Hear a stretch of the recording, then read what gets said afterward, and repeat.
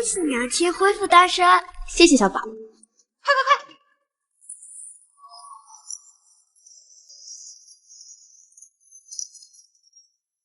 小姐，快火盆，去晦气！晦气通通，快走开！我家小姐好命棒，甩掉渣男乐无边。从此我家小姐潇洒快活似神仙。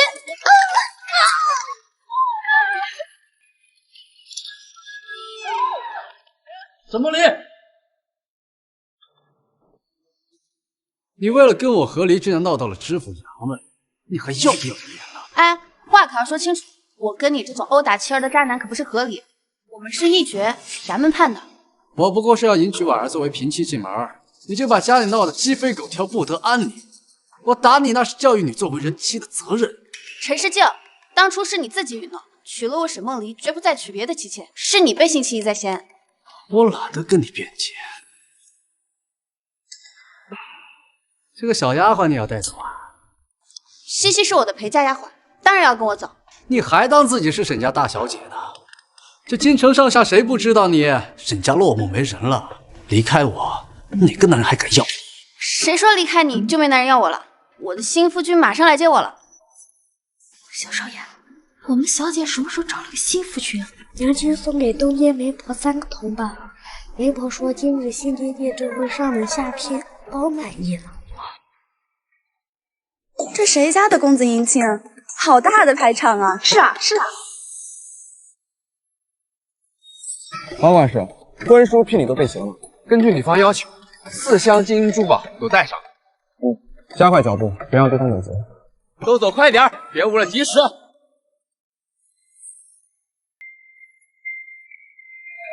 谁说离开你就没男人要我了？我的新夫君马上来接我了。哟，这说了半天，这新夫君在哪儿啊？你这个弃妇，除了当街行讨的乞丐，谁还敢要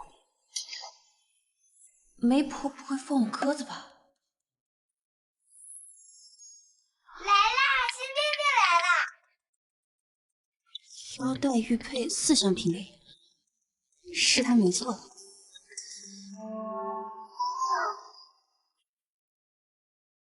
小姐，这花了3个铜板请来的夫君这么帅气，还有这么多聘礼啊！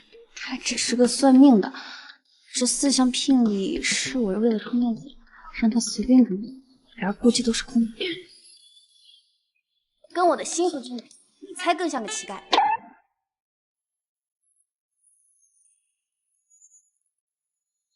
刚甩了渣男，就有这么帅的相公来迎亲，我真是赚大了！相公，你终于来了。你就是媒婆介绍的娘子？当然是我。你怎么才来？不是说好在衙门外面等我，我拿到一绝书，我们就去找媒婆拜堂成礼吗？什么一绝？怎么给我找的是个2家的？我也不知道。跟我来。哎，姓陈的，我现在就去跟我的新夫君成亲，以后在大街上遇到我，记得滚远点。哎，小姐，那个媒婆在东街几号？明日我也想去。还有我们呢！小姐。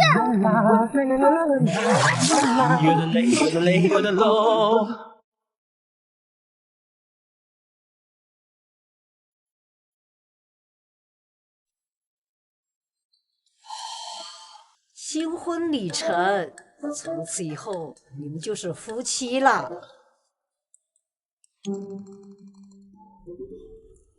谢谢你，媒婆，这个是尾款。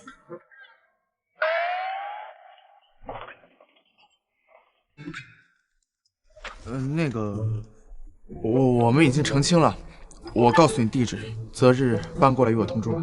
好的，您说。京城永乐街888号。京城永乐街888号太子。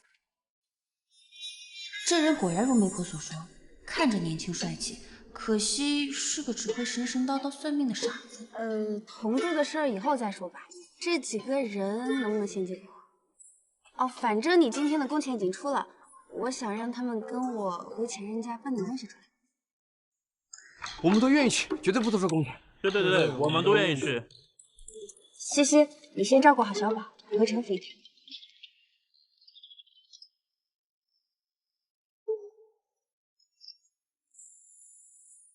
沈梦离，你还有脸回来？你把两口子的事情闹到衙门，整条街的人都知道，你还嫌不够丢人？我已经跟陈世俊断绝了联系，是来拿回嫁妆的。什么嫁？进了我陈府的东西就是陈家的，有本事从我身上踩过去！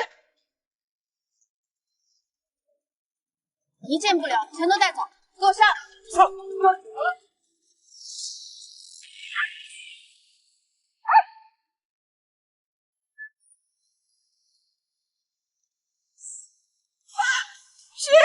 陈清才不过1个时辰，这是把本太子身边的人心都笼络了。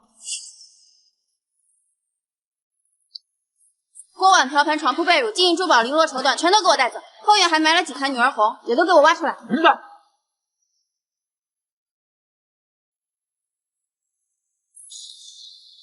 沈梦离，你这是私闯民宅，我要报官！这是衙门的议决书，上面写的清清楚楚，我沈梦离带进陈家的嫁妆一件不少，都得带走。要不是你们沈家上杆子送那么多嫁妆来，我儿子会娶你吗？你儿子考功名这些年，都是靠我沈梦离的嫁妆支撑着整个陈家。如今好不容易考取个一官半职，就想大张旗鼓的迎娶别的女子上门，还殴打妻儿。沈梦离不发威，你们母子真当我是好泥的软柿子啊？现在这种儿子回来教训你呀！我没记错的话，身上这件衣服也是我的嫁妆。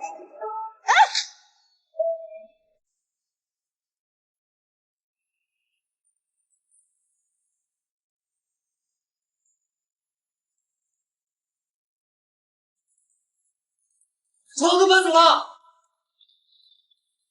儿子，沈梦离那个贱女人，把家里所有的东西都搬空了。爷，你这大三呢？还有你这衣服，都搬走了。沈梦离，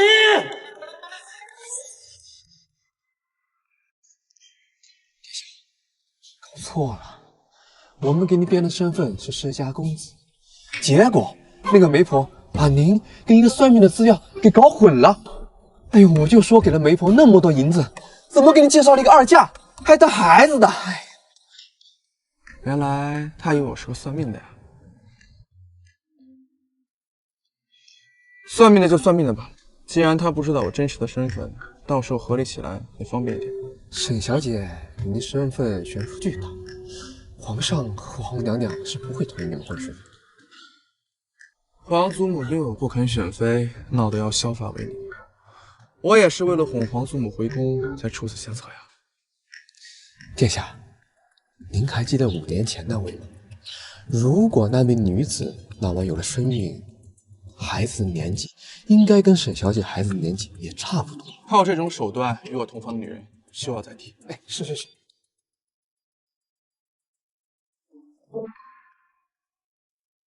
辛苦你们了，总算都办完了。沈梦离，给我站住！沈梦离，沈梦离，我告诉你，我的任命文书已经下了，我马上就要去刑狱司当差。你把事情做得这么绝，你就不怕我日后报复吗？怕你？你个背信弃义、始乱终弃的畜生，有什么好怕的？你找死！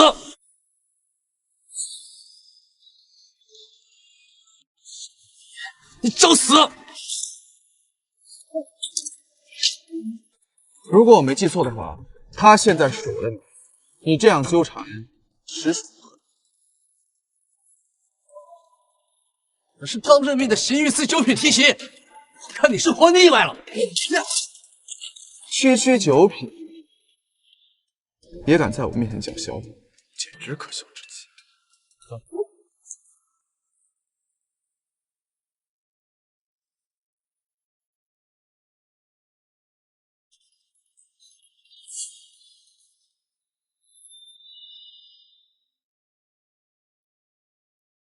沈梦离，你知道我为什么非要娶婉儿进门不可吗？婉儿的父亲可是刑部主事，我不管你找的男人是谁，都有你哭的时候。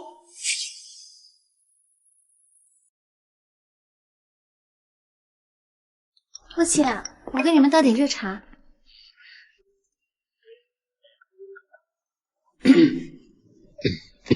儿，你先出去，我和世间有事相商。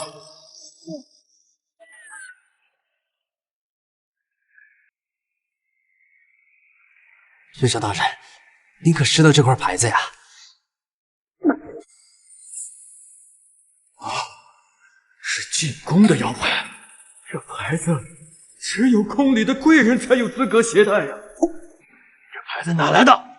这块牌子是我那弃妇沈梦离带来的小白脸身上掉的。为了迎娶婉儿，我已经和沈梦离那弃妇撇清了关系，并且将她赶出了陈家。可谁曾想，那个小白脸竟然对我蛮横无理，还请岳丈大人帮小婿出口恶气呀！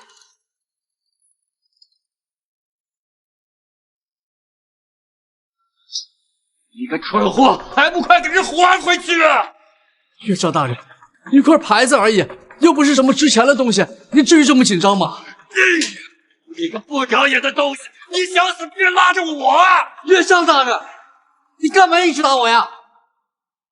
我看看你这个蠢货了，还不快把这牌子修好！要是有丁点可分，我们全得人逃搬家呀！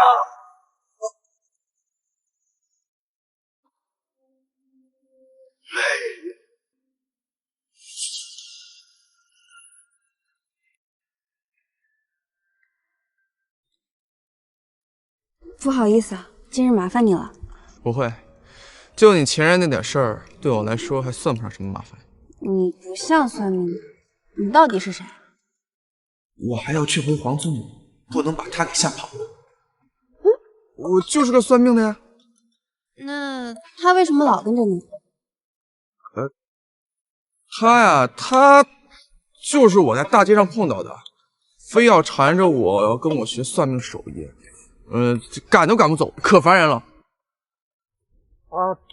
对，我这一把年纪了，也没有什么挣钱的手艺，跟赵公子纯属好学，纯属好学。那怎么没看到你算命的招牌，也没见你去大街上摆摊挣钱？对呀，招牌呢？我为什么不到大街上给人算命挣钱？赵公子，你们的招牌不是前几日被人砸了吗？新的还没做好呢。是这样吗？对呀，就是这样。对了，娘子，我们都成亲了，还没见过家里人，我带你回去见我家里人吧。啊？就见家人吗？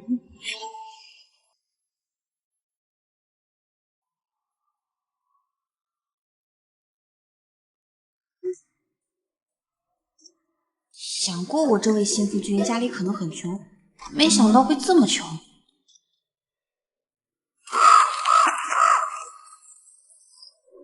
他怎么在自个儿家门口还这么胆小？我祖母身体不适，需要静养，我也是第一次来。她最大的愿望就是能看着我娶妻生子，所以我才着急找媒婆给我介绍媳妇呢。原来是这样，那我们进去吧。皇祖母那边都交代清楚了吗？按殿下吩咐，我已事先跟太后说明，您和一个民间女子两情相悦，已经火速成亲。为了不吓坏人家，您一直瞒着身份。太后当即表态，她肯定会配合好您。那就好。走。蝴蝶，小宝，你先在这里玩，娘亲待会来找你。好的，娘亲。这边。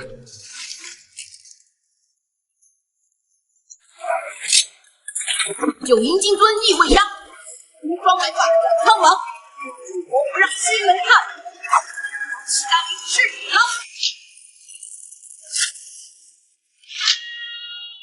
你说你祖母身体不好，好乞丐名是女郎。你说你祖母身体不好？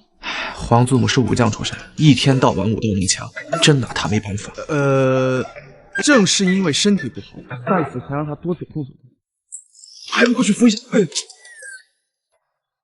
太后急性，赶紧歇了吧。来了。这是我孙媳妇儿。哎呀，好俊的模样，难怪啊！你这混小子，这么个大美人养在外头，赶紧接回去封太子妃啊！皇祖母，他还不知道我的身份，还是等等再说吧。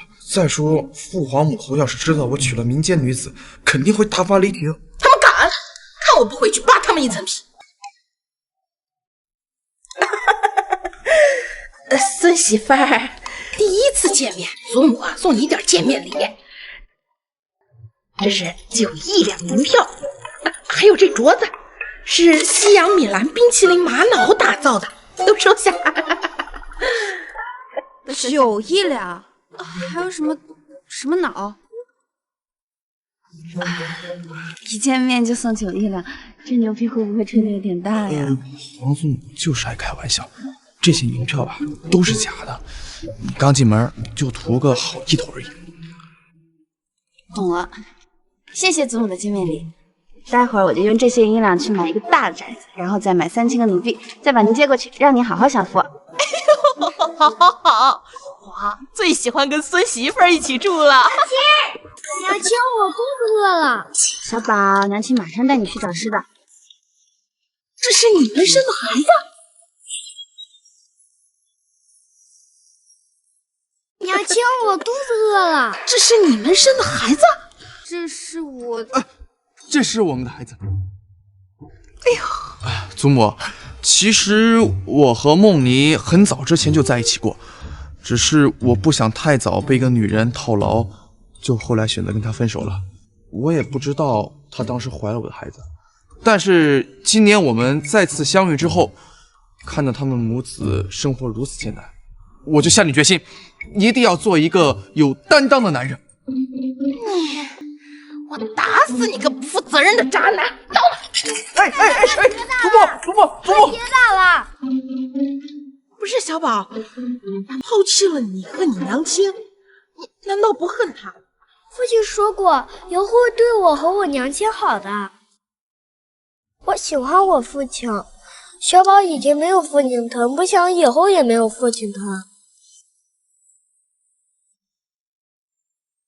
小宝，你放心，父亲以后一定会好好心疼你的。好，太奶奶呀，一看到小宝就想起你父亲小时候。小宝和父亲小时候很像吗？哎呦，我们小宝啊，简直跟你父亲小时候一模一样。既然是我赵家的嫡重孙，那以后赵家的家业就都传给他吧。什么赵家家业？我祖母在乡下有一块很小的破田，已经荒废很多年了，一直想找个继承人去继承。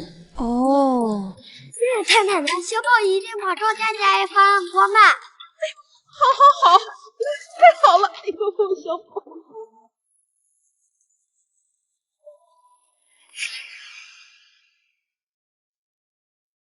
他真的很讨人喜欢，可皇宫太复杂，我不能让他卷进来。他跟我成亲只是为了哄他祖母开心，也许他根本就不喜欢我。如今各完其事，我们也该各走各路了。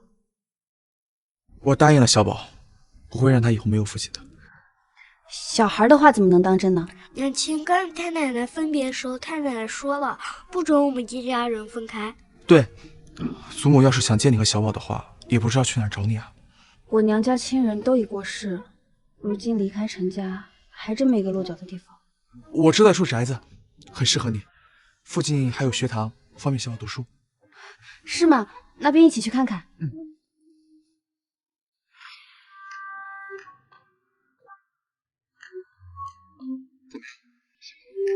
这宅子妥妥的大户人家呀！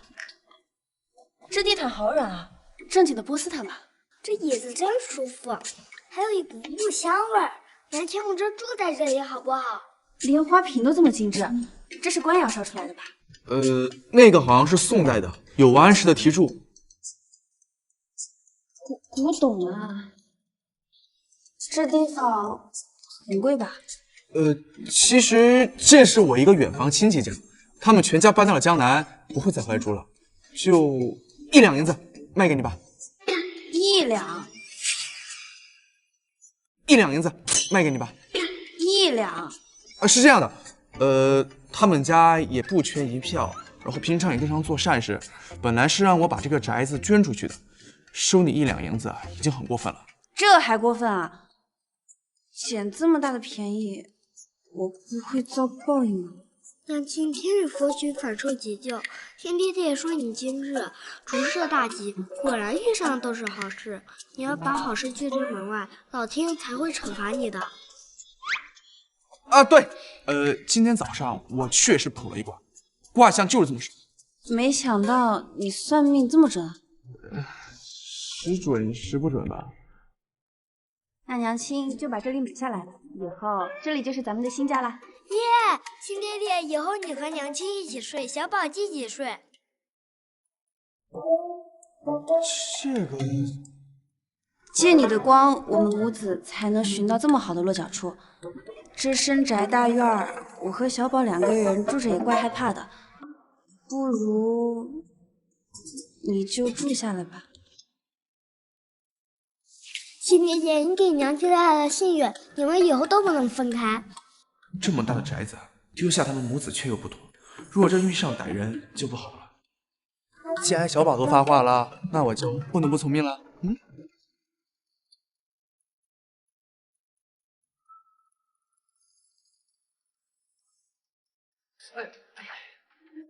崔主事也太糊涂了，怎么能因为一块破牌子就打你好几个耳光呢？都怪沈梦离那个贱女人，要不是她，岳丈大人也不会对我如此严厉。奇了怪了，沈梦离怎么就能攀上宫里的权贵呢？不仅把嫁妆都给搬空了，连我的孙子也给带走了。我不管，你得把我的孙子给带回来。我实话告诉你吧，娘，那个小杂种根本就不是你的孙子。沈梦离那个脏女人，这些年我就没有碰过她。你说什么？那个小杂种根本就不是你的孙子。沈梦离那个脏女人，这些年我就没有碰过她。你说什么？成亲之日，我将沈梦离的处子身献给了朝廷的一位大人，本想着趁此机会早日考取功名，可不曾想那个大人物根本就不认账，她还给怀孕了。这么说，小宝不是你的亲骨肉？那这些年花在他身上的银子，岂不是白白给糟蹋了吗？行了，别说了，娘，要传到了婉儿的耳朵里，她就不高兴了。婉儿，你怎么来了？我本打算明日去找岳丈大人商议娶你进门之事呢。我问你，沈梦离是不是把整个城府都给搬空了？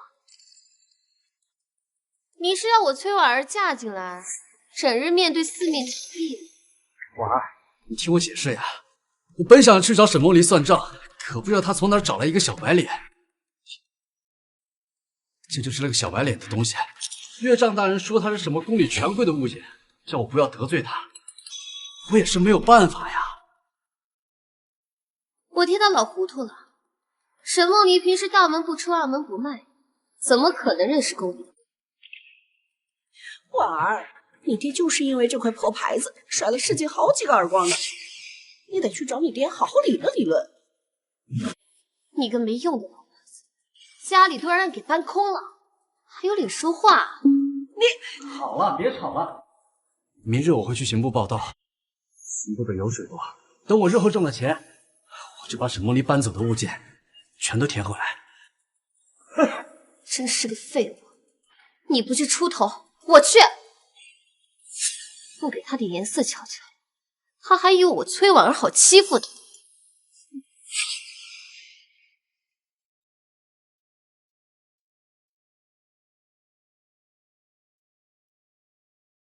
小姐，怎么了？客人对这批货又不满意？我们才来部中做货3日，每日都有不同的客人刁难。我看呀，是有人故意找我们麻烦。是崔婉儿。看来这几日就是他在背后捣鬼。小姐，要不您还是避一下吧。他既然是冲我来，我不露面，他又怎会善罢甘休？崔婉儿，好久不见，为何不躲了？我为什么要躲？躲得了一时，躲不了一世。你瞒得了我爹，却瞒不了我。哎，你找的带腰牌那人呢？快叫出来给我瞧瞧。我不知道你在说什么。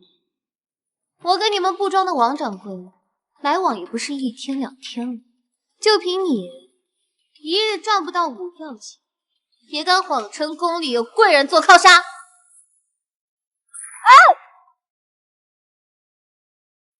小姐，小姐，崔婉儿，你要杀人吗？我爹是刑部主事，就是宰了你们俩，我都不用偿。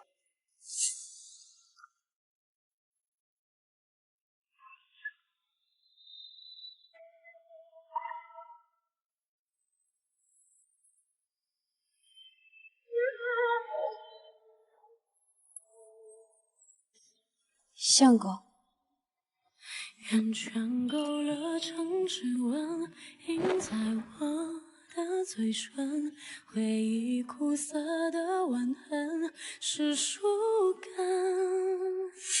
春去秋来的茂盛，却遮住了黄昏。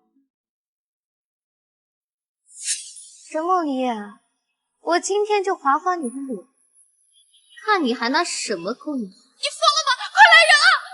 你别过来！你疯了！来人啊！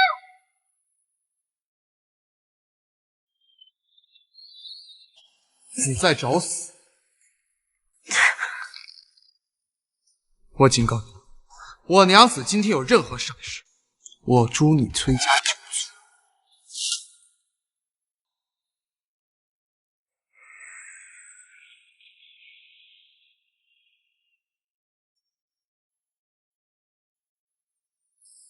坚持一下，我等你清一关。慢着，今天不把话说清楚，你们谁也别想走。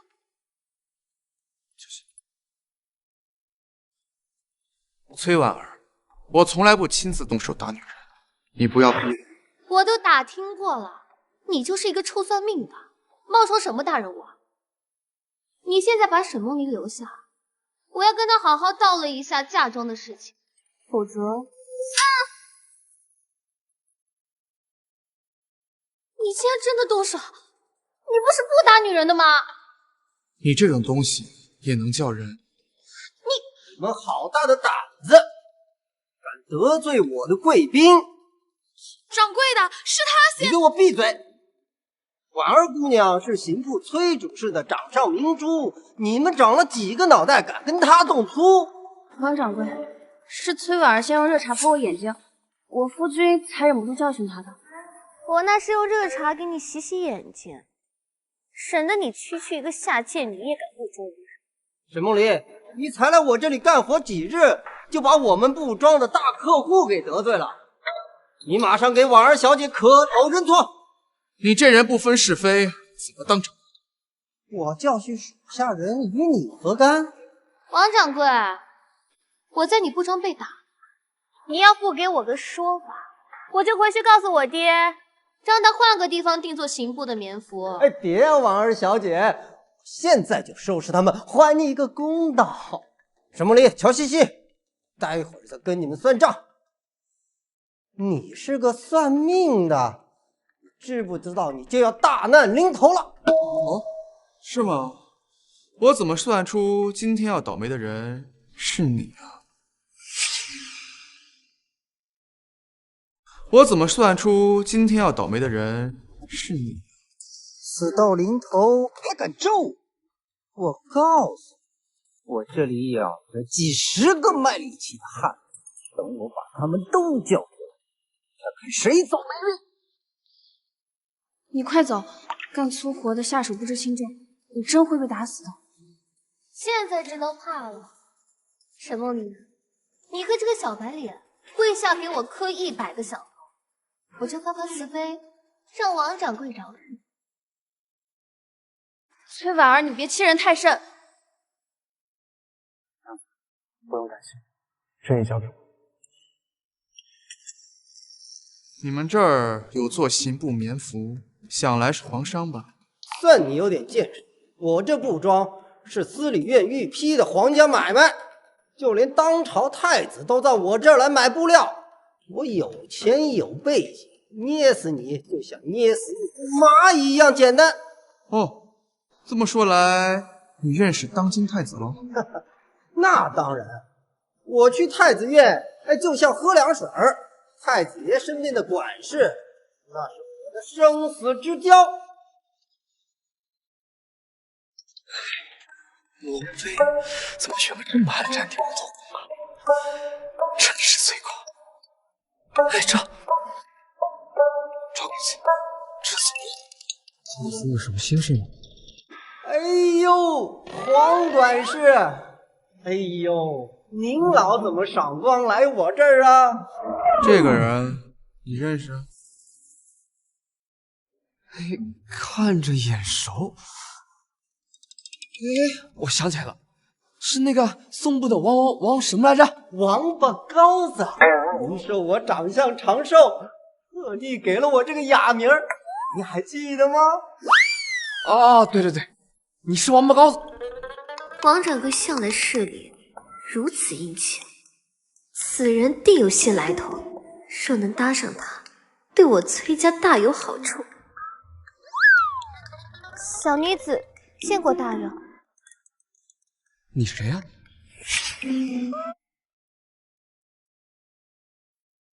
你谁呀？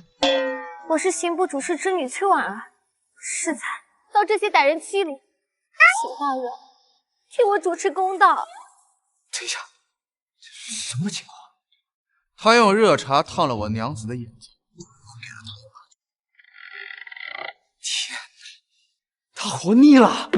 大人明鉴啊，这对奸夫淫妇串通一气讹人钱财，刚才还对我动粗，可不能轻饶了他们。我可以作证，就是这个算命的确实打了崔小姐。黄管事，这您最大，您看是报官呢还是私刑？你呀，只要一句话。什么我最大？你这王八羔子想害死我！这里的事情交给你来处理，我先带梦妮去医馆。哎，是。站住！谁让你们走的？王八羔子想活命啊！闭嘴吧！黄管事，小的不明白，还请你明示。哦，三个都走了，你快叫人拦住他们啊！你这个贱人，这一回我被你给害惨了！你这个贱人，这一回我被你给害惨了！姓王的，你竟敢打我！我就打你这个不知天高地厚的贱货！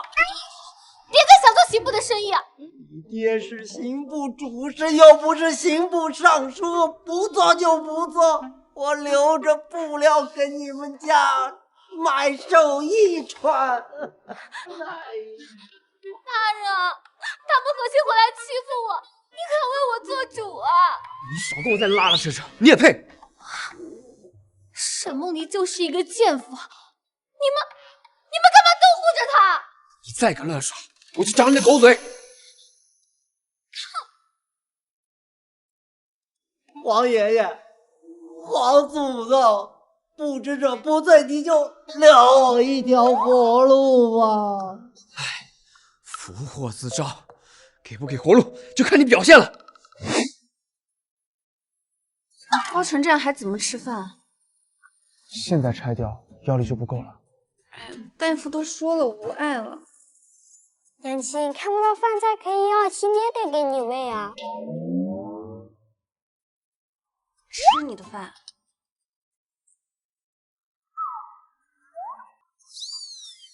你也吃。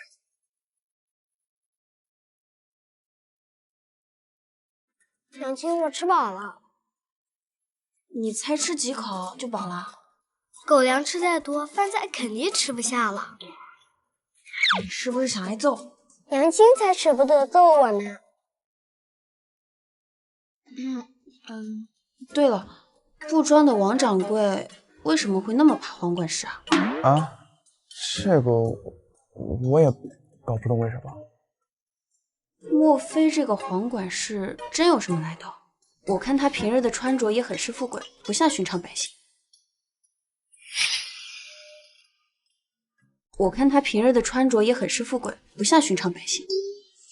是吗？可能叫管事的在官府真有啥职位吧？对哦，你看他天天也不干正事儿，非要围着你学算命，真是匪夷所思。那个，我也搞不懂。对了，我有个事要问你。什么事儿？5年前的七夕夜，你还在干什么？记得吗？我怎么会忘呢？我就是在那天嫁给陈世静的。出嫁的日子，他不可能跟我在一起。看来5年前那个女子不是他。别人新婚燕尔，相夫教子，可我在陈家吃了5年的苦，受了5年的气，换来的却是一片狼心骨肺。有时候，上天真的不公平。杨青，别伤心了，以后有新爹在，新爹爹会对我们母子好的。我们已经受了赵公子很多恩惠了，以后不可以再给他添麻烦了。一家人不应该相互帮助吗？如果他真是我相公，该有多好啊！小宝乖，我们呢要自立自强，不可以成为别人的累赘。上天把他送到我面前，也许就是最好的安排。不管怎样，我都不能再让他受欺负。放心，我补了一关，从今往后你会好运连连的。但愿如此吧。哦，对了，反正我也不打算再回布庄了。明天送完小宝，我跟你一起去摆摊吧。打打下手也好。啊？摆摊？算命啊？啊。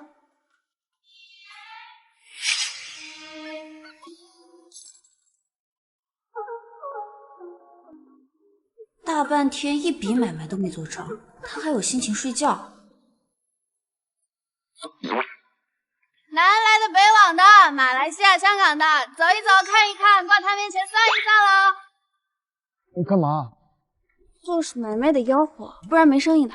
再帮你喊喊。哎，不用不用，做我们这行吧，讲究缘分。所谓道传有缘人，他该来的自然就会来。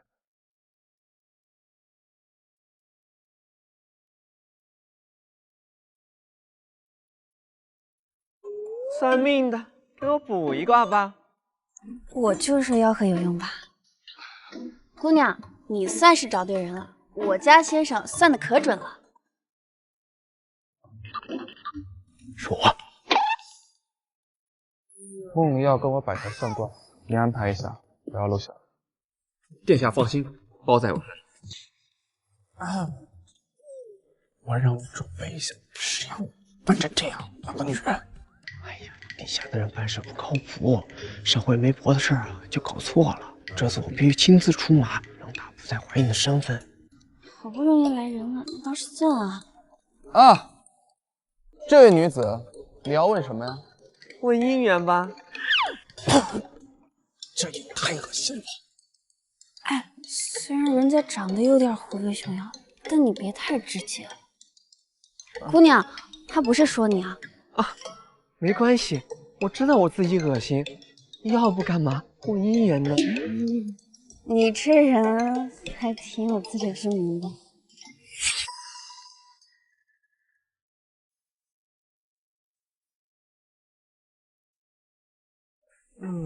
是不是掌纹看不清啊？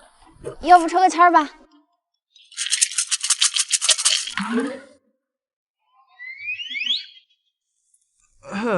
一去2、3里，烟村4、5家，亭台6、7座，8、9、10枝花。怎么解？这是说这位女子最近2、3年会成4、5次亲。这辈子吧还要换6、7个住处，还要生10来8个孩子。这也太离谱了，哪有人3年嫁5次的？你看都给人气笑了。我没气，是开心。你家公子啊，算的可太准了。其实我这2年已经嫁了3回了，现在啊带了6个孩子，就怕后半生不幸福。毕竟带了这么多拖油瓶，哎，男子都会嫌弃的。是啊，嫁过人了还带着孩子，男子会嫌弃的。不过有您先生的指点，我就放心了。说明啊，好日子就在后头呢。只要过了这个坎儿，终究会柳暗花明的。小姐，西西，你不在家照顾小宝，来这儿干嘛？现在顾不上小少爷了，你快跟我走吧，布庄都乱成一锅粥了。布庄现在跟你家小姐我已经没有关系了。怎么跟你没关系啊？你可是布庄掌柜的。我是掌柜的，我怎么不知道？到了布庄再跟你解释，你先跟我走吧，走。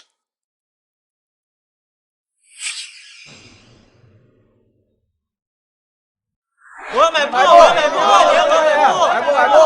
布，买布！大家先别急下单，我家新掌柜的马上就到。我是工部的买办，这里是银票800万两，你们布庄今年的布料我全买了。工部算个屁，老子是吏部尚书，敢耽误老子买布，把你们全部革职查办。怎么这么多人？王掌柜呢？哪还有什么王掌柜的？他已经把布庄赠到你的名下，连夜回老家去了。为什么呀？我也不知道，说什么破财免灾。掌柜的，你可来了，咱们的货都要卖空了。那个女的是掌柜，带着把钱塞给她。哎，我要买布。哎，别急着给钱呢，已经没货了。今年没货，那我就订明年的。我订后年的。听说过花钱如流水，收钱如流水，还同一回钱。这件事儿办得不错，这应该是王八羔子问的漂亮。哎，这话怎么这么便宜啊？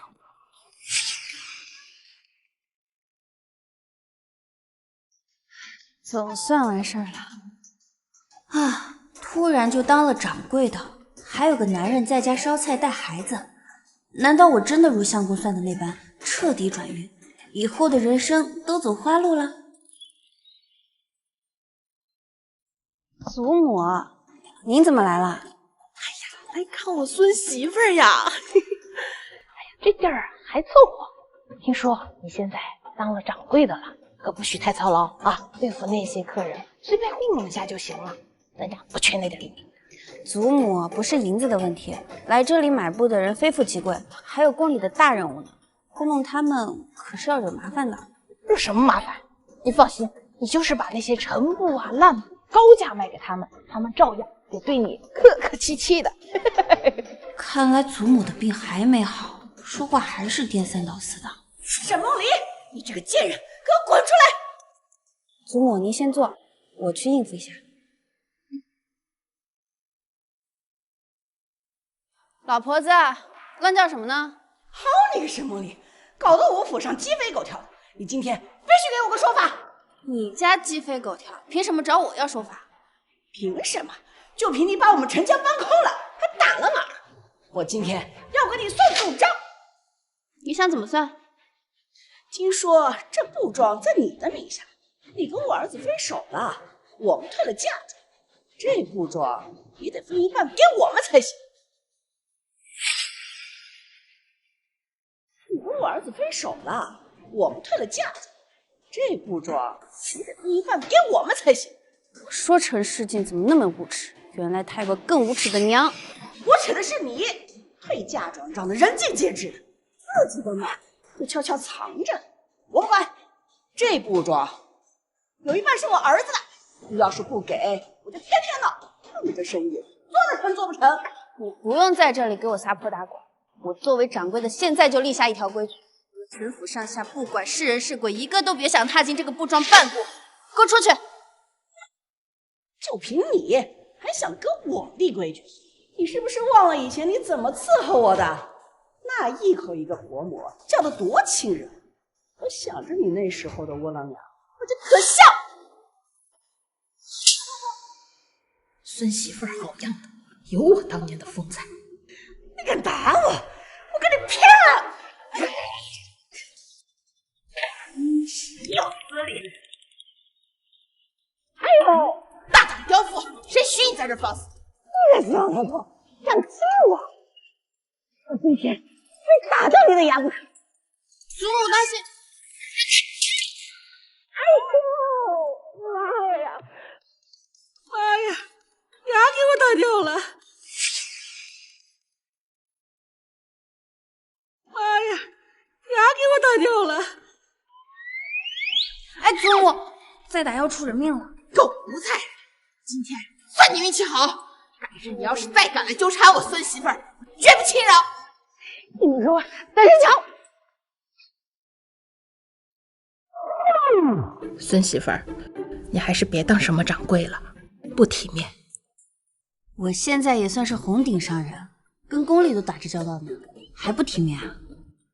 你是玉儿的娘子，既然你已经嫁给了他那样身份尊贵的男人，还是要少抛头露面的。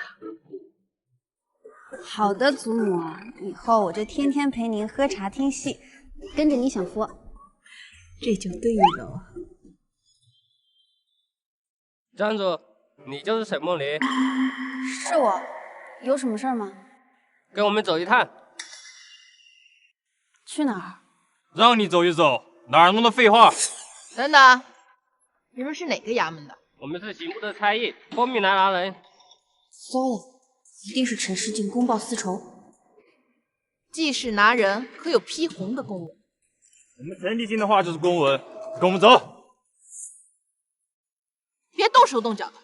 你这脑不死的，信不信我把你也抓回去？好啊，我跟你们一起走。不好了，出大事了！出什么事儿了？刑部的人把沈小姐给抓牢里去了。肯定是娘子的前任公报私仇。走，还有更要紧的事儿呢。还有什么事儿比我娘子安危更重要？那帮不长眼的东西把太后也抓走了。什么？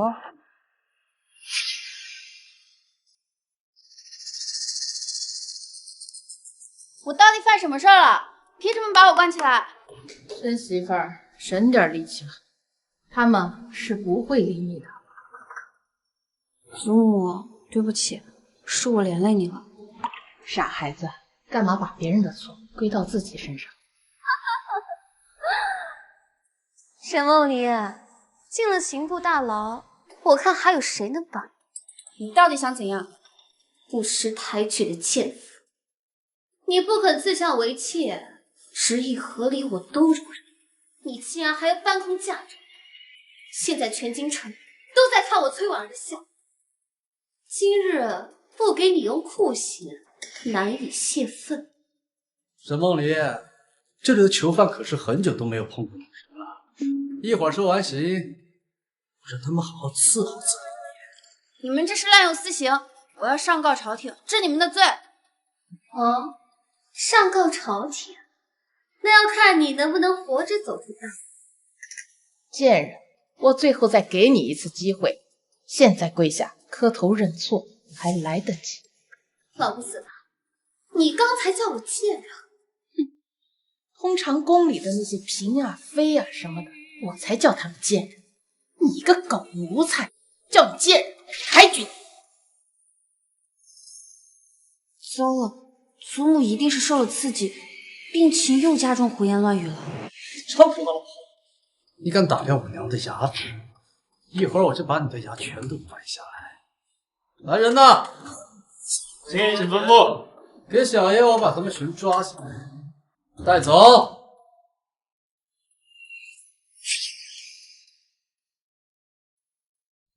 给小爷我把他们全抓起来，带走。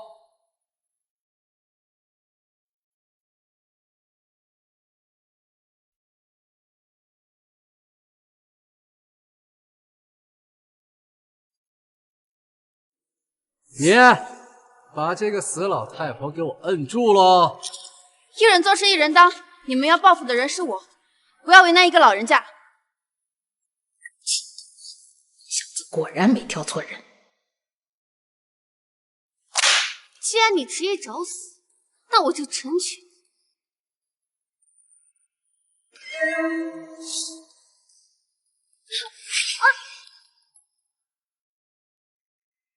父母，狗奴才，现在才跪下，晚了。娘子，你没事吧？去死！祖母小心！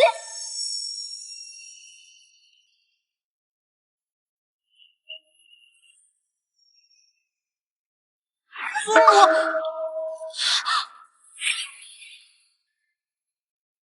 你去死！祖母小心！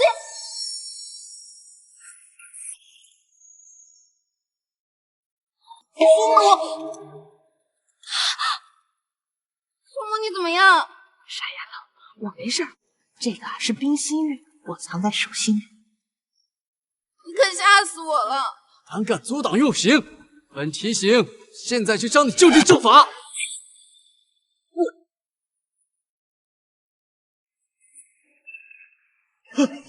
你们仗势欺人，滥用私刑，你们才应该就地正法。冯老太婆，你们快给我摁住他！快呀！老婆，这件事情跟你没有关系，只要你不再护着沈梦离，我一会儿就放你离开。哼，放了我！你们敢这么对待我孙媳妇儿，我可没打算放了你。一定是我爹带人来了，你们一老一少两个奸夫，今天我不把你们打得皮开肉绽，我就不进去！住手！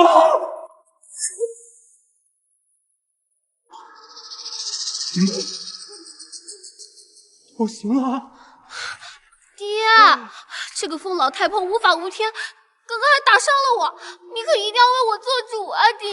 你胡闹什么呀？拿什么招惹人家？岳丈大人，你别被一块破腰牌就吓破胆了。沈梦离找的小白脸要真是宫里的权贵，那他的祖母又怎么可能会是一身粗衣烂布？什么？他是那个人的祖母？没错，就是他。他不光阻止用刑，还对我儿动粗。我现在就要将他就地正法。你把他就地正法，我治你牢牢的！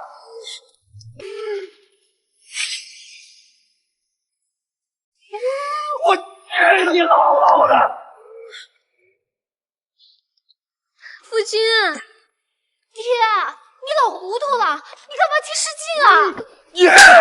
你这个不孝女，我崔家就毁在你手里了！孙媳妇儿，我看也差不多了，咱们走吧。走。都活腻了是不是？赶紧把路让开啊！他们滥用私刑，自会有人收拾他们，你不用操心。爹，你为什么要放那个贱人？住嘴！再看你下犯上，我们全家都人头不保啊！岳丈大人，他不过是一只破鞋，何谈以下犯上啊？恭迎太子殿下！恭迎太子殿下！小人崔玉龙恭迎太子殿下！他是当朝太子啊！沈梦离不就是？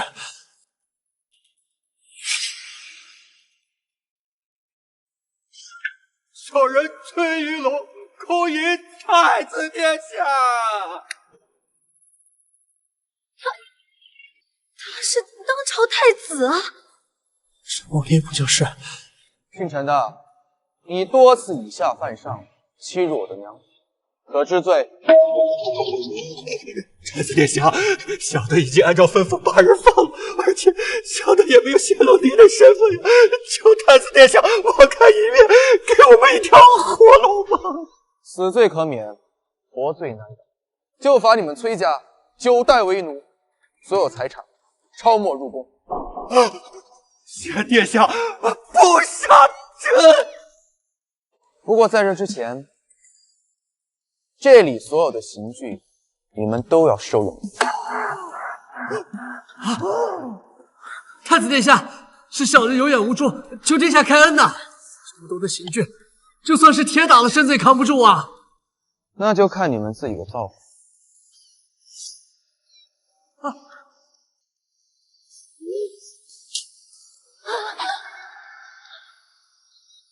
全都完了。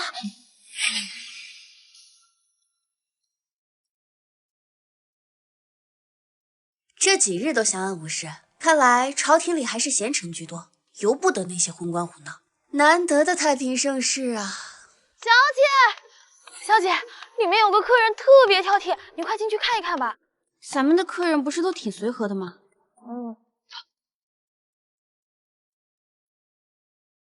小姐，就是这人，挑了一上午的花色款式，嫌东嫌西还要杀价。听说是相府来的，你小心点。这位客人，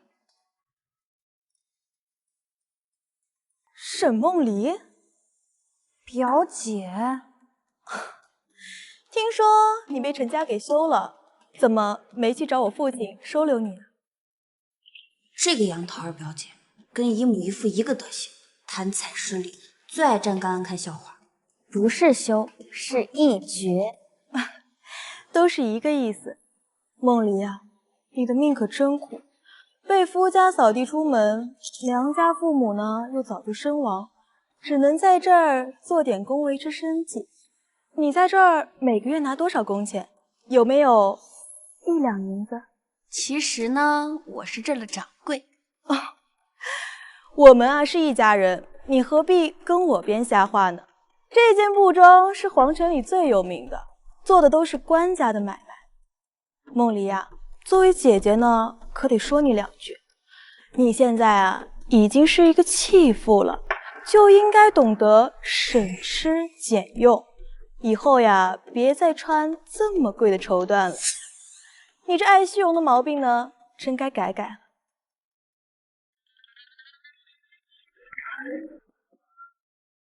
掌柜的，咱们上个月进账7000万两，除去宫里供奉的，净赚5000多万，请您过目。这点银子就不必给我看了，你看着办吧。是。表姐，你刚刚说到哪了？这布庄真是你的？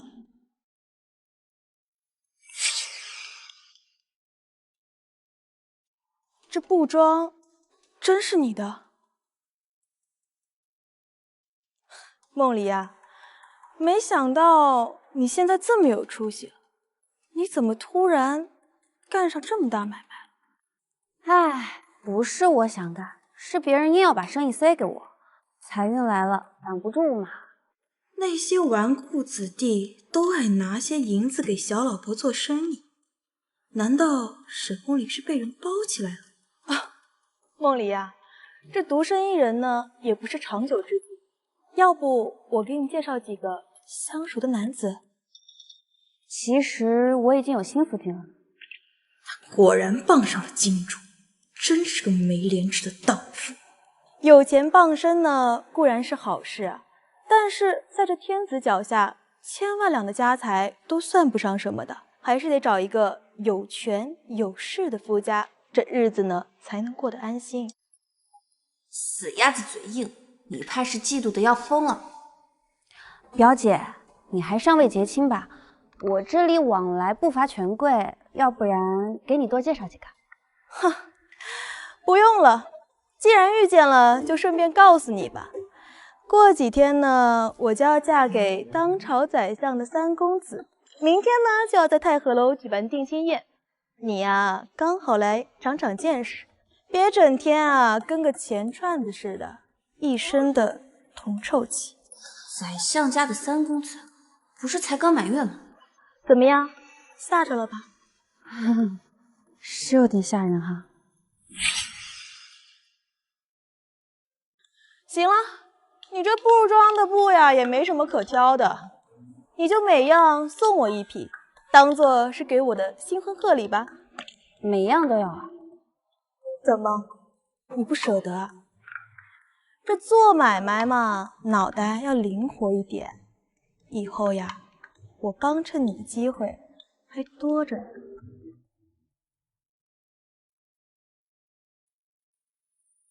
点了一天的货，脖子都酸了。娘亲，你回来了。娘子，你回来了。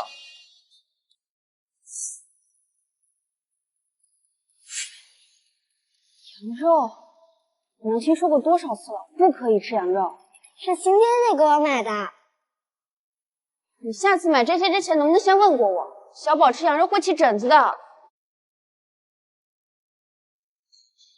对不起啊，是小宝闻着了香气，嚷着非要吃，我就买了点回来。娘亲，新爹爹也起疹子了。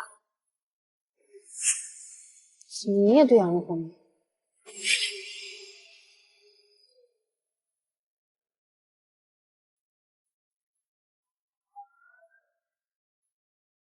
你也是，知道自己过敏还跟他一起吃。小宝说一个人吃着不尽兴，我就陪他了。他说你就听。谁让我是小宝爹爹呢？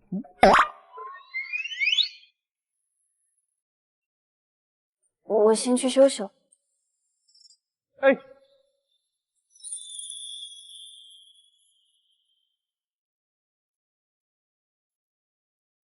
没事。明天我要去参加表姐的定亲宴，我先去休息了。娘亲，是不是杨桃表姨订婚？她最喜欢欺负你了，你还是别去了。你外祖父外祖母去世的早，娘亲就剩这一门亲戚了，好歹要去露一面。要我陪你一起去吗？不用了，我自己应付得过来。虽然同住一个屋檐下，他却总是刻意跟我保持距离。女人心海底针，夫子果然没有说错。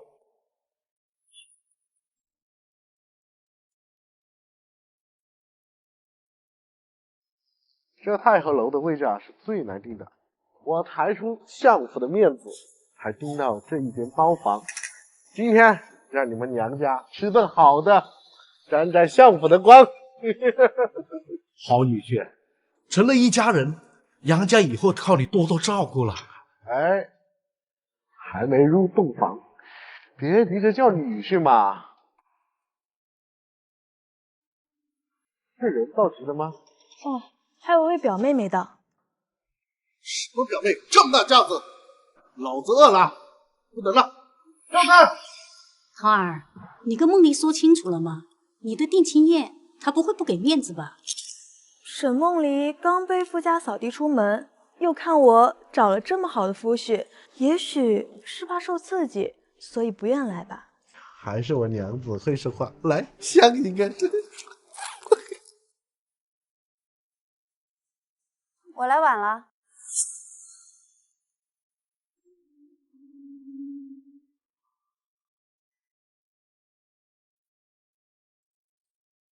梦离，咱们可都是知根知底的亲戚，你穿成这样，不是穷装蒜吗？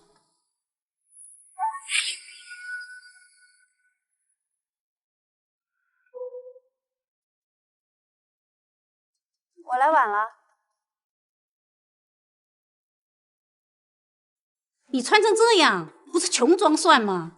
姨母，我这身衣裳是随便挑的，没有装蒜。娘，你还不知道吧？梦离现在啊，做的可是大买卖。女子名声坏了，赚再多的银子有什么用？梦离，你这次被休，把娘家人的脸都给丢尽了。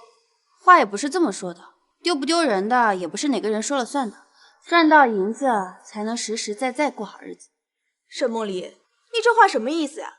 难不成我们大家都是嫉妒你吗？这丫头太没规矩了，挣米凑钱，显摆到人家定亲宴上。今日是表姐的订婚宴，大家就不要再关注我了吧，否则倒真像嫉妒我似的。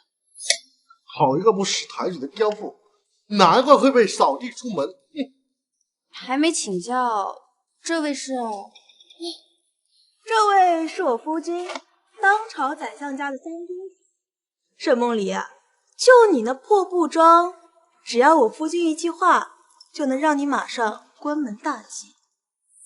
既然这里不欢迎我，那我也不便久留。20份子钱。一个小小的商人如此张狂，三爷我缺你这份子钱吗？哼！一个小小的商人如此张狂，三爷我缺你这份子钱吗？再来喽！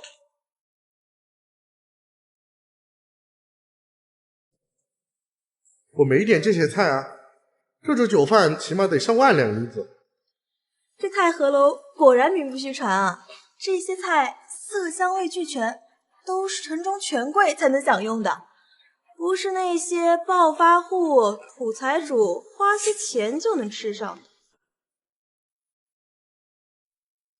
这些菜是下官一点心意，诸位慢用，不够我再叫伙计送来。这位大人是？还有，这是省部的尚书大人。到底是相府的面子够大呀！这顿饭连尚书大人都给惊动了。豪儿，你嫁了这样显赫的人家，可总比那种抛头露面做买卖的强。我们脸上可真有光啊！参见尚书大人。沈小姐，您这是要去哪儿？这菜一口没动呢。你认得我？你认得我？如今但凡有些体面的人，谁不认识你沈掌柜？我刑部尚书也是你布庄的常客呀。原来是尚书大人，恕小女子失礼了。我可不敢当。沈小姐，之前在刑部大牢是我失职，怪我对属下管教不严，这顿饭就当刑部给你赔罪了。谢大人美意，但此处饭局与我无关，改日再还大人这一席酒饭。沈小姐，怎么这里不是你待客呀？尚书大人，今是小人定亲之宴，大人慷慨赠席，小人受之有愧，感谢大人。你是谁啊？怎么回事？这位尚书大人好像不认识桃儿的夫婿啊。城中权贵众多，咱女婿又没入朝为官，一时看不清楚也是有的。可是他好像认识沈梦离呀。大人不认识他吗？这位可是宰相家的三公子呢。相爷家的三公子不是刚满月吗？才刚满月。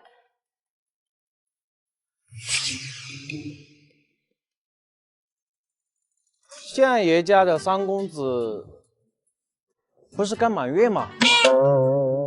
才刚满月。大人公务繁忙，恐怕是搞错了。今日家宴多有不便之处，改日到相法，我定好好款待大人。我想起来了，你就是相府茅厕里招工藤的小厮吧？在家盘喊老三，到处给人当干儿子，人家都叫你三公子，就是你吧？还真是三公子。那我这位表姐还真是说了门好亲事啊！你居然刷公桶的，那我岂不是更脏手？女儿，这到底是怎么回事？看来这顿饭也没人吃得下。姨母、表姐，我先失陪了。尚书大人，改日布庄再叙。沈小姐慢走。这桌菜你们自己掏银子。客官心情好，挑2个铜子儿吧。本小姐心情好，多赏你一些。谢谢小姐，谢谢恩人。陈世静，怎么是你？谢谢小姐，谢谢恩人。陈世静，怎么是你？我不想让小宝看到他爹这个样子，拿着银票滚得越远越好。沈梦离，你以为自己很了不起是吗？老子不需要能是啥？陈世静，要不是看在小宝的，别给老子提那个小杂种！陈世静，你还有没有人性？竟然这样辱骂自己的儿子！就算你再飞黄腾达，你也改变不了你失之迫切的事实。我实话告诉你，5年前成亲那会儿，我把你卖给了一位权贵，那个小杂种他根本就不是我的儿子。你说什么？你把我卖给谁了？我只知道他是宫里的一位权贵，大概是位糟老头子吧。所以现在你知道我为什么从来不碰那个小杂种。我一看见他我就觉得恶心。这么多年我不碰你，就是因为我嫌你脏。陈世静，你怎么敢这么做？我当然是为了升官发财喽。啊，不过现在这些都不重要了。现在的你就算怎么做，你也洗刷不掉这份耻辱。我谢谢小宝跟你没有关系，还有你去死！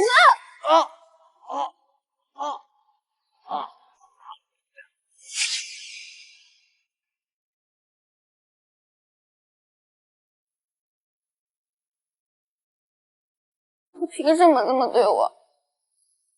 当初真是瞎了眼，嫁给了一个这样禽兽不如的畜生。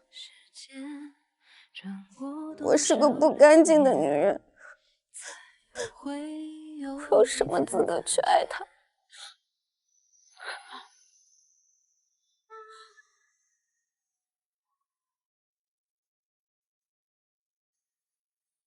不是说参加定亲宴吗？怎么醉成这样子？你别管我，走开！我要喝酒，给我喝酒。跟我走。你放开我！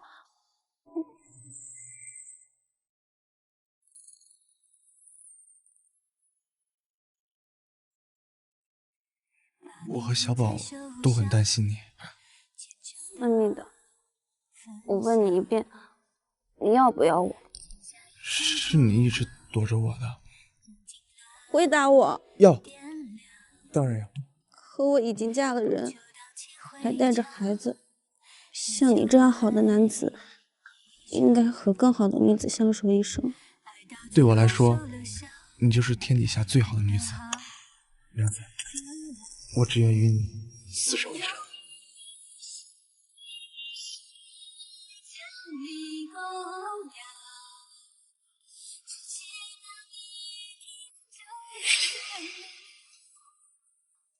行行好，商量个懂子吧，客官。臭要饭的，你眼瞎了！尚书大人，尚书大人，陈世静，你知道我罪不至死的，都是陈凤林那个继父害了我。尚书大人，你就给我个机会，让我重回刑部，我一定鞍前马后的伺候你啊！你是想找机会反咬沈小姐一口吧？我告诉你，眼下太后都已经认准了这个皇孙媳妇，你别做梦了。我知道沈梦离背后有太子撑腰，可这皇宫里有多少莺莺燕燕的，她肯定不会永远得宠的。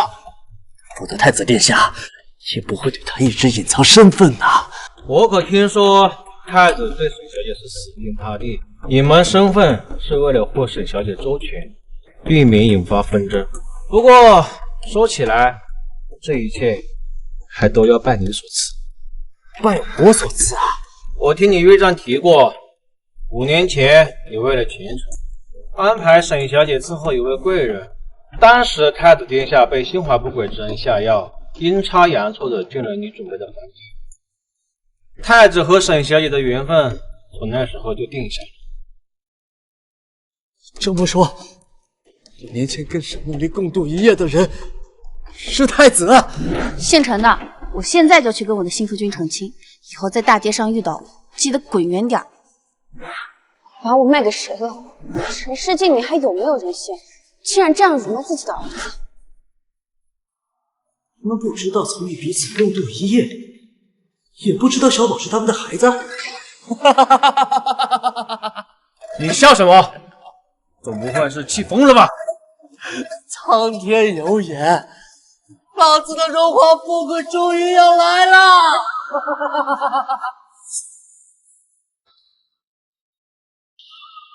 公子，进来玩呀！我这让宝贝可多着呢。公子，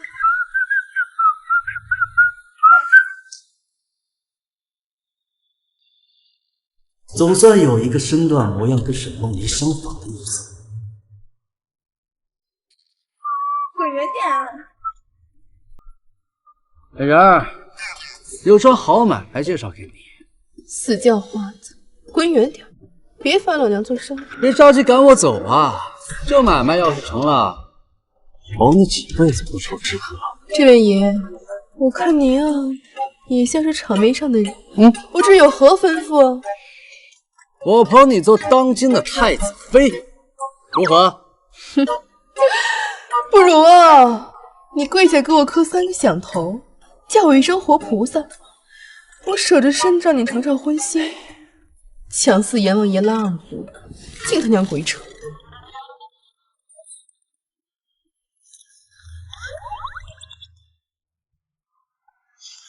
你是不是鬼扯啊？跟我走一趟便知道。只要有银子，让我干什么都成。这样，银子可不能白拿，你去找一个5、6岁的男童给你当儿子。我们这里呀，最不缺迷恋的野孩子。不知相公，你想要什么样？别乱讲，你现在的相公可是当朝太子，而我就是将来的国舅爷。哈哈哈哈哈！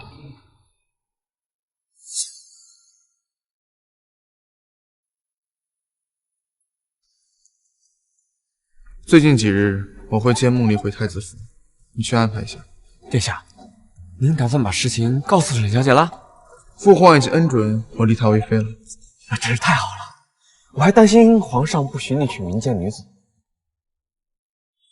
小人陈世进叩见太子殿下。我不是说过我不想再看到你？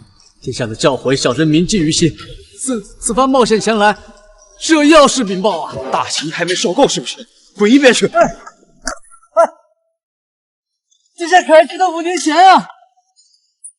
等下，说下去。殿下，5年前您被下了迷药，是一位善良的女子与您共度了一宿。那夜之后，你们再未谋面，可那位女子却苦苦相思了5年啊！你怎么知道的这么清楚？那晚是你给我下的药。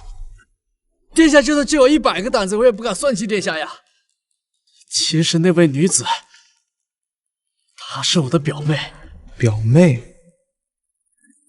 如烟，出来吧。殿下，皇天不负有心人，我总算有见到你了。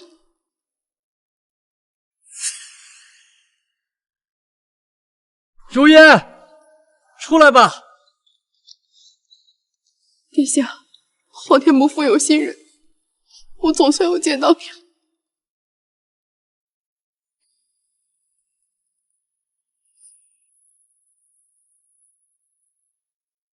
你在耍什么花招？殿下，那晚的事，你当真不记得了吗？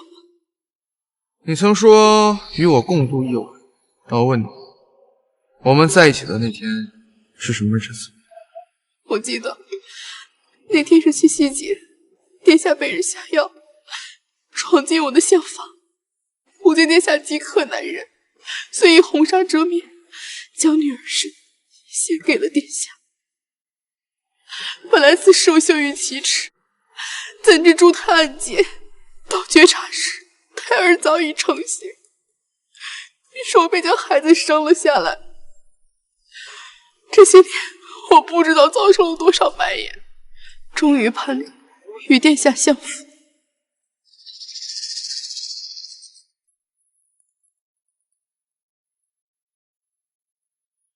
这女人给殿下生了孩子，那就是龙脉啊！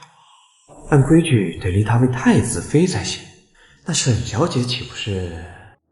这5年来为什么不找我？当时我并不知晓殿下身份，人海茫茫，我更是无处寻妻。前日里听表哥听其此事，前因后果竟分毫不差，我才知晓孩子的父亲便是殿下。一派胡言！你可知道冒认皇嗣是什么下场吗？此事千真万确啊，殿下！那日我与刑部诸位大人皆在酒楼，您住在天字1号房，这房间、日子都对得上。此事事关皇室血脉，微臣不敢隐瞒，请殿下明察。殿下，此事体大，我看还是请太原来检验一下。你马上去吧。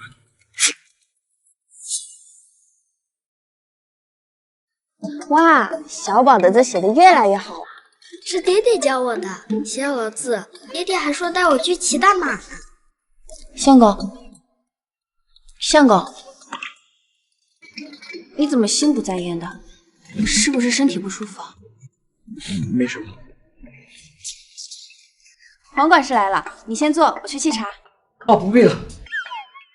说两句就走。这俩人搞什么鬼呢？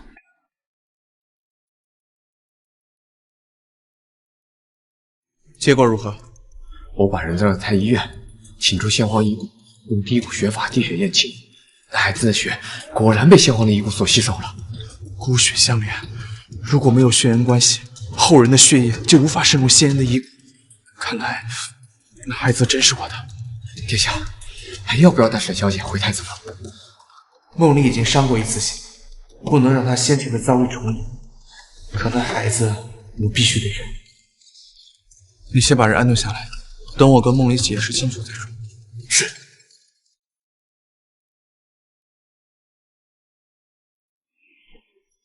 黄管事跟你说什么了？没什么，小事而已。算命的，你有事儿瞒我。算命的，你有事儿瞒我。梦里，我。娘亲，别犯疑心病了，亲爹爹可从来没骗过你。傻瓜，娘亲是开玩笑的，他是我相公，我怎么会不相信他呢？是不是最近身子太劳累了？我去熬汤给你补补。好啊。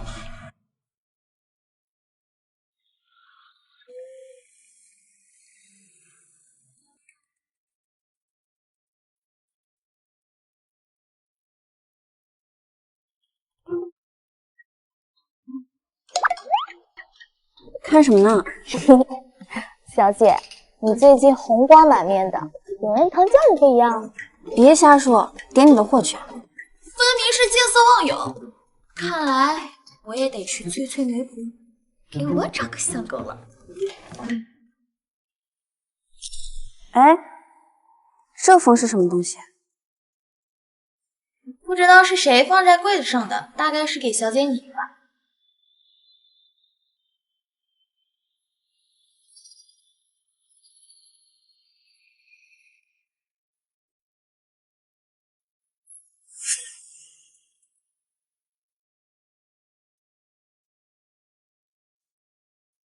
小宝睡着了，我们怎么了？脸色这么难看？这信上说的是真的吗？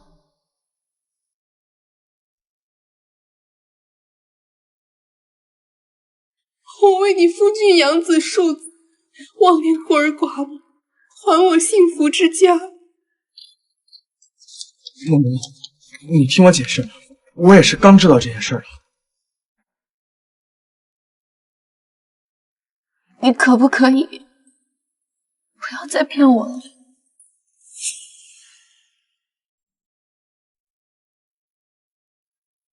你可不可以不要再骗我了？梦妮，我不是故意骗你的，我真的是刚知道我还有个孩子，而且那都已经是过去的事情了。我现在心里只爱你一个人。这话陈世静也对我说过。一个爱字，男人可以说得如此轻巧，可在女子听来，便是一生一世。我会对那个孩子负责，也同样会对你和小宝负责。遇见你之后发生了很多事情，我本来以为我们可以就这样一直幸福下去。我时常问自己，到底配不配得上这份幸运？可到头来，才发现全都是梦幻泡影罢了。你没有生活在幻影里，你是我有没有病的娘子。我求你给我个机会，让我守护你和小宝，守护我们这个家。这世上多了去了三妻四妾的女子，可我沈梦离既不愿与别人同享福祉，又怎会夺人所爱？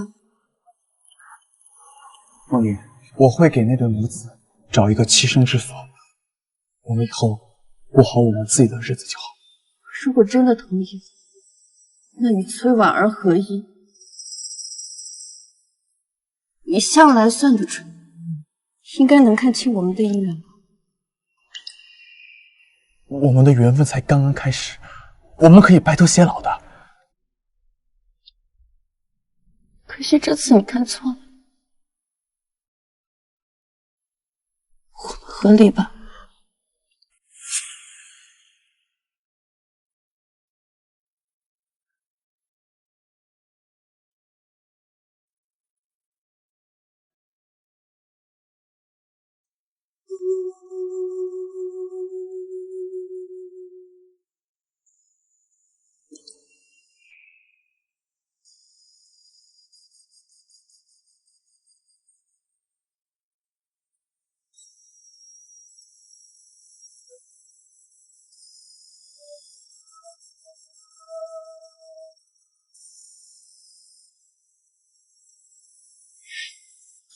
我懂啊，我答应了小宝，不会让他以后没有父亲的。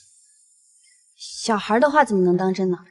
娘亲跟他太奶奶分别的时候，太奶奶说了，不叫我们一家人分开。相公，你终于来了。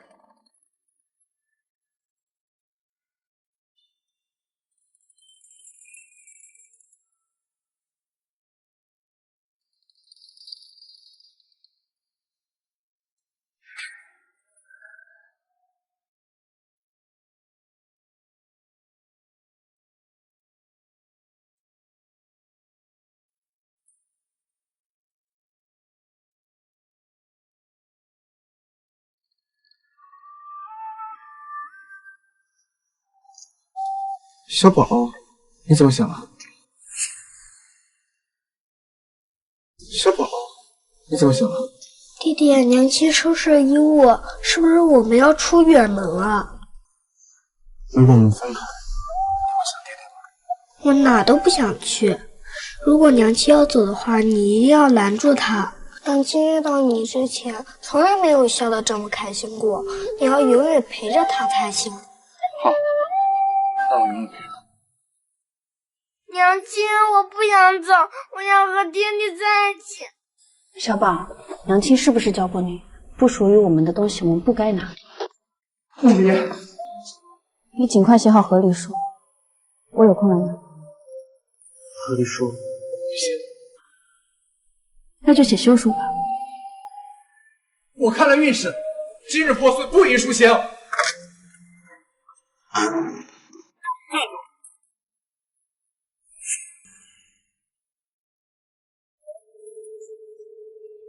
站住！你们为何拦我？城中闹盗匪，全城戒备森严，所有人不得外出。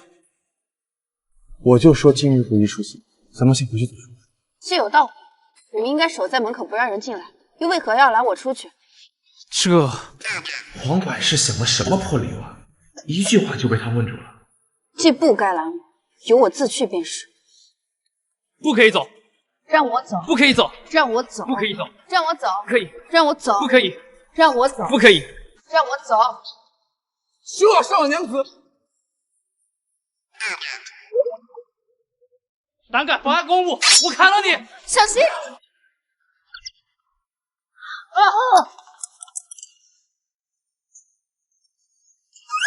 哦，疼啊！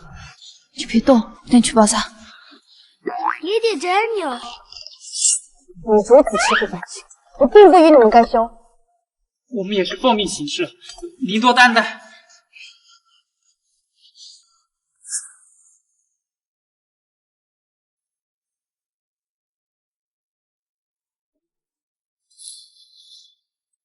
忍着点儿。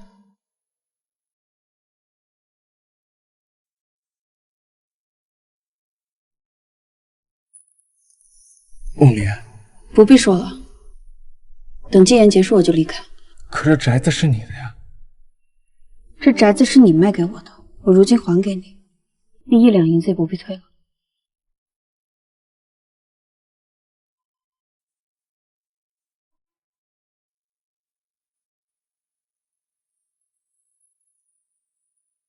娘亲，爹爹还没吃饭呢。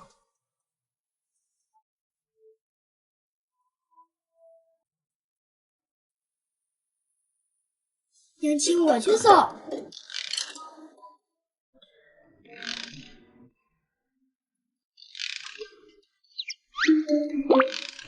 这样就好了。爹爹，娘亲让我给你送饭吃。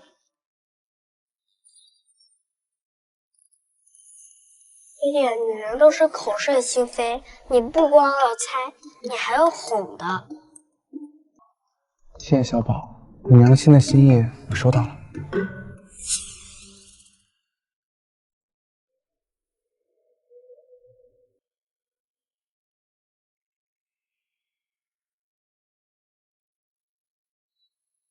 夜深了，小心照亮。他是个好夫君，可惜相逢恨晚。与你无关。你放开我！哎，你没事吧？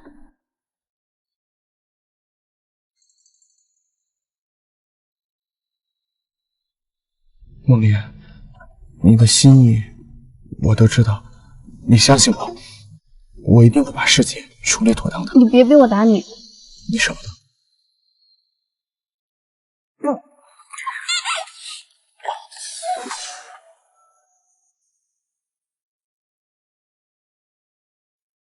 己所不欲，勿施于人。我绝不能当第2个崔婉儿。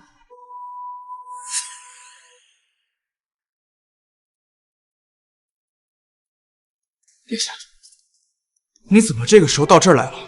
殿下，兵部尚书让我问你，要戒严到什么时候？有些非议已经传到宫里去了。荒唐！我只是吩咐守住门口，谁叫他真的戒严了？我这就叫他撤销戒严令。不过殿下，事到如今，你的身份也不能再瞒了。现在提这个事儿，只会加深梦离对我的反感。还有那个孩子，既然是龙脉，总得有个名分吧？那对母子现在怎么样了？我把他俩安顿在宫外，整天大鱼大肉伺候，滋润的不得了。哎，昨天还让人家吃烤全羊呢。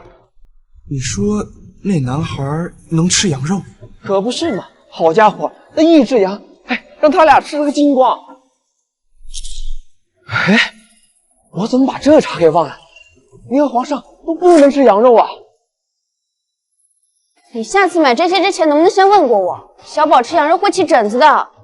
小宝跟我和父皇一样，吃了羊肉会起疹子，可那个男孩吃了之后一点症状没有。难道说？马上把陈世进抓起来，这件事儿一定要查个水落石出。是。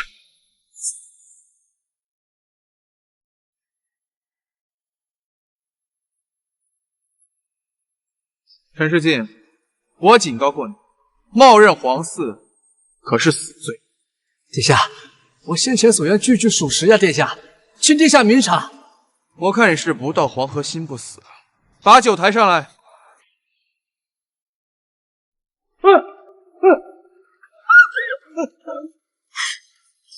我给你们最后一次机会，那孩子究竟是谁的？殿下，我冤枉啊！我真的没有说谎。那你就到下面去跟阎王爷喊冤吧。殿下，我说，我全说。你傻呀！在你们父身上之前是不会杀我们的。要是告诉他们，我们都得死。大哥，我是来图财的，我不是跟你玩命的。说，到底怎么回事？我是最前楼的姑娘，是他花银子雇我来的。那个孩子是我一个姐妹的，他爹是谁我也不知道。如果那个孩子不是我的，那他怎么会通过低谷认亲？是柠檬水，我们给他灌了3天柠檬水。这个办法是他从一个乞丐那儿听来的。只要喝下大量柠檬水，就会稀释体内血液，在一定时间里，无论是低谷认亲还是和谐认亲，血液都会相融。好大的胆子！把那个野种冒充皇嗣，先废了手脚再说。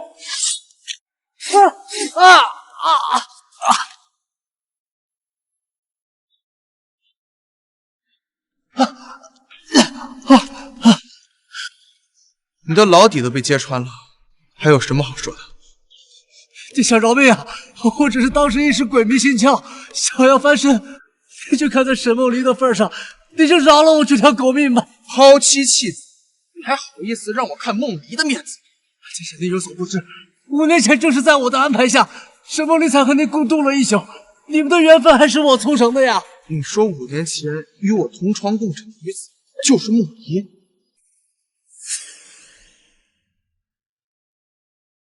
你说5年前与我同床共枕的女子就是梦离？还在这扯火！我问过梦，5年前的七夕夜是你们成婚的日子，是我们成婚之日不假。殿下，当时我想要攀龙附凤，就设计将沈梦离的处子身献给了一位权贵，可不曾想殿下您被下药，进错了房间，那位权贵碍于您的身份，就没有敢声张。我也是前几日才知道的。那日过后，沈梦离就怀上了您的孩子。小宝是我跟梦离的孩子，难怪他像我和父皇一样吃羊肉分析疹子。殿下，说到这儿，我才是你们2个的媒人呐！要是没有我，你们2个可没有这段缘分。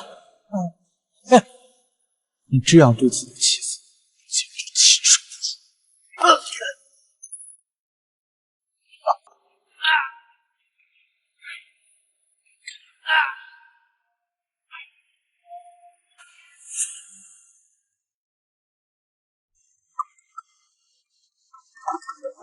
小宝才刚睡下，你就不……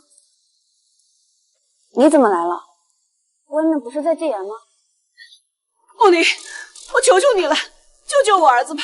他被太子爷给抓了，你要不救他，他的命可就保不住了。你说当今太子爷抓了陈世敬？是啊，也想能救他的人只有你了。不管是谁抓了他，都是他自作自受。况且抓他的人是太子爷，你来找我也没用。怎么会没用啊？那个算命的啊，我是当朝太子，他可是你的夫君啊！你说什么？我把实话都告诉你了。其实5年前霸占你业的人，就是这位太子殿下。他看中你的美色，非要在新婚之夜强占你的身子。别说是我儿子了，就算是满朝文武，谁敢逆他的意思？这些年事情苦在心里，所以才那样对你。你千万不要怨恨他，一定要救他的命啊！他们人在哪儿？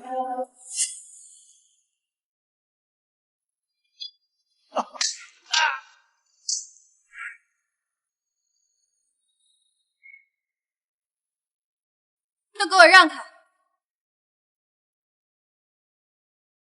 梦离，我跟你听我解释，我是怕你生气才能告诉你身份的，我不是故意骗你。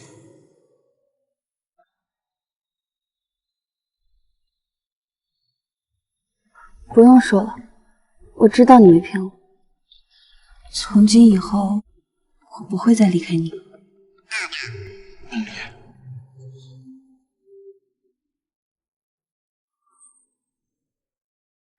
来人，王妃，请吩咐。把这个出臣带下去，一律称职。是。